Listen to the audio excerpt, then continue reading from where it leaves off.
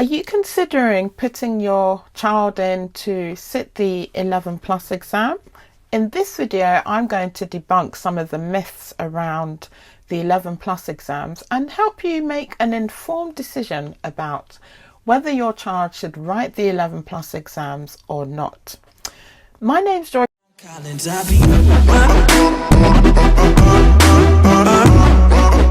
Joycelyn Akufo. I'm the Managing Director of Geek School Tutoring. A lot of parents have been asking me about the 11 plus exam during our 10-year existence. And in this video, I'm going to debunk some of the myths around the 11 plus exams so that you can make an informed decision about whether the exams are right for your child.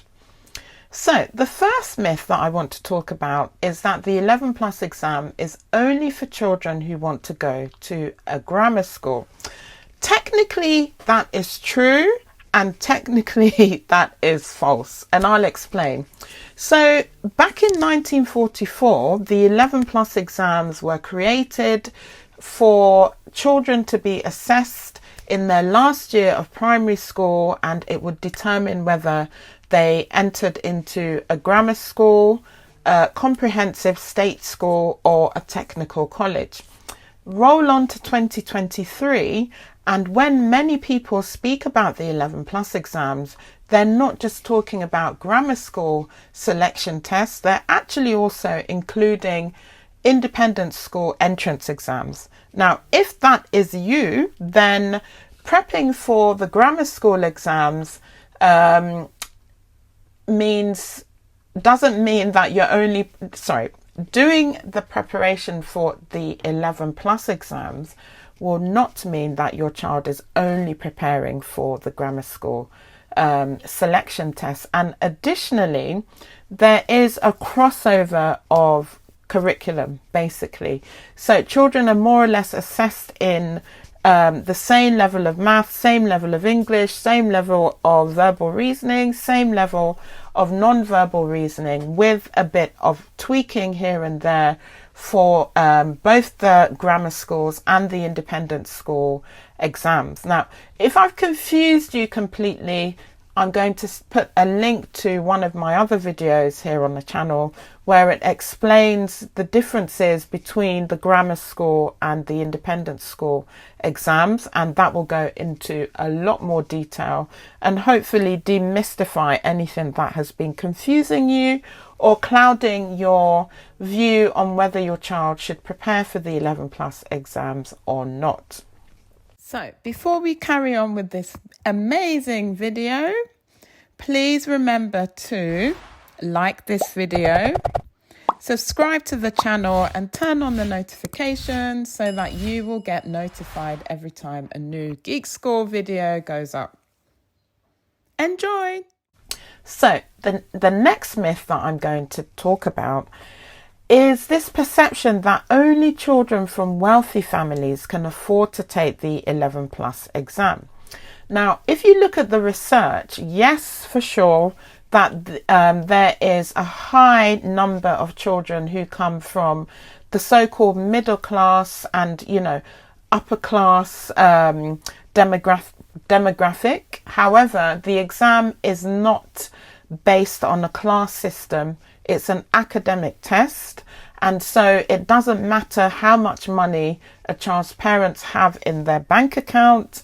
The grammar school exams are actually free to register your child for, free for them to sit the exam. You only need to get them there, basically. So from that perspective, it's not just for the rich, and those living in absolute wealth, basically. And in fact, you'll find that there is quite a mix in many grammar schools, even in independent schools. Not everyone is spitting rich. Not everyone is a celebrity. Some schools don't even have celebrity children. And dare I say, there are lots of children who attend these schools where their parents are even on the low income side of things. So no, it's not. And, basically, those who have access to more funds, tend take advantage of private tutoring, although not all of them, but generally, you know, the research shows that most parents who can afford tuition take that chance and, you know, pay for that tuition. However, you know, if you're in a position where financially tuition is not something that's feasible, you can send me a message. Go on the Geek School website, geekschool.co.uk, and you know, click on the WhatsApp button, send us a message. I can explain to you the different ways that you can actually get support to pay for your child's 11 plus tuition. So another myth is that only children who are good at maths and science should take the 11 plus exam. Now, I know that a lot of parents think that children who get into grammar and independent schools are sort of super intelligent, you know, maybe their Mensa score is something out of the ordinary, they're all walking Einsteins and all of that. That could not be further from the truth. You know, yes, there are some children who are very, very extremely academically gifted, and you know, yes, they get into grammar and independent schools, but I would say that the majority of children literally just work hard at it consistently over a period of time that works for their academic attainment. And you know, if their parents choose the right schools and the right exams for their ability, there's a heightened chance of them getting in. With the science thing, I'm not even sure where that comes to play, because, you know, the national curriculum doesn't enforce the kind of science that I think parents who think this are expecting. You know, in primary, the key focus is on your maths and your English skills. We know this. Maths, English, and obviously within that English side of, within English as a subject, we're also looking at things like reading and spelling, punctuation and grammar, writing, and so on. And the SATs does not test children on science. So again, even though it's covered in a much smaller amount in primary schools, if we looked at that, you know, basically children would not be learning enough for it to constitute or determine their ability to pass the 11 plus exams. Another myth is that children who don't pass the 11 plus exams will never get into a good college, a good sixth form. It's not true. So at Geek School, we often get approached by parents who want their children to get a second chance and do the 13 plus exams. Again, there are videos on this channel explaining what that exam is. And what it really means is that your child would sit the exam in year 8. It's usually called the in-year transfer test for grammar schools. And, you know, clearly it's not, clearly it means that, you know, the child has the opportunity to attend a grammar or independent school, which therefore means that their chances of getting into a good college, a good university are increased. If we look at the research, there's definitely support of that thinking. If a child doesn't go to a grammar or an independent school, no, it doesn't mean that their future is ruined forever. You know, if you look at the news reports, especially during the summer period, you know, there are students from state schools that get into the Russell Group unis, the Cambridges and Oxfords of this world. There are so many factors that determine entry, and maybe one of these days I will do a video on that. But, you know, does it mean the end of your child's academic career, the end of their, you know, best career prospects? No, it doesn't. And then another myth is that the 11 plus is really hard and it's only for children who have a particular, you know, genius gene, like I mentioned in the other myth. Again, it's not true. You know, with consistent work in filling the gaps in a child's knowledge, it's possible that obviously, you know, they can learn and improve. I think one of the key issues is the starting time. you know, many parents don't realize that they should start a bit earlier for their child until it's really too late. So then it creates this idea that maybe their child isn't smart enough, but the child that they're possibly being compared to may have been doing some extra work at home, whether with a tutor or because their parents have put in that extra time. And that starts to create a gap between them and their classmates and their peers and so on, because they're consistently and diligently doing, you know, some prep at home. And so they're positioned then as being, you know, this different different type of creature of child, you know. And so you know, it creates this sort of fallacy. It really isn't true. If you start at the right time for your child, you know, they have a good chance of gaining entry, unless there are other factors at play, you know. So obviously every child and their cognition isn't the same. You may have a child with special needs and so on. And I'll move on to another myth. Another myth is that children with special needs cannot sit the 11 plus exams. And I would like to say with a resounding no, you know, it's definitely not true. So at Gig School Tutoring, we've worked with a number of high functioning autistic children. One child that we had just before lockdown managed to sit his 11 plus exams a year early. So he sat his exams in year 5, and to this day, I'm not even sure how he managed it with the grammar schools, because they're usually a lot more stringent. And he basically managed to get into one of the best grammar schools in the country. And he was given like a couple of 100% scholarship offers from, you know, some really top independent schools. We have children that we work with that are on that spectrum. And some have, you know, autism, some have dyslexia, some have had dyspraxia. It really depends on the individual differences. So I wouldn't basically decide without at least getting an assessment and seeing, you know, what is feasible for your child.